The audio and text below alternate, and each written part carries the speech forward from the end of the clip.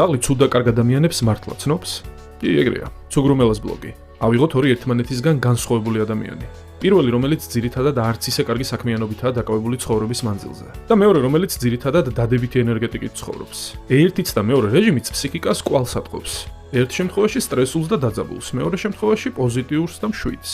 თავის მხრივ დაძაბულობასაც და სიმშვიდებასაც თავისი გავლენა აქვს ადამიანის ენდოკრინულ სისტემაზე, რასაც კონკრეტულ მოდიფიკაციაში მოჰყავს ორგანიზმი. ამ ყველაფერს კი სუნით ხვდება ძაღლი, რაზეც ჩემს არაერთ ვიდეოში მისაუბრია. დაძაბული, დამძიმებული ადამიანის ქვეცნობიერული განწყობა ცხოველის ხნოსისთვის ბუნებრივ თავდაცვით რეფლექსს იწვევს. აი მშვიდის და პოზიტიურის არა. შესაბამისი რეაქცია აქვს ძაღლსაც.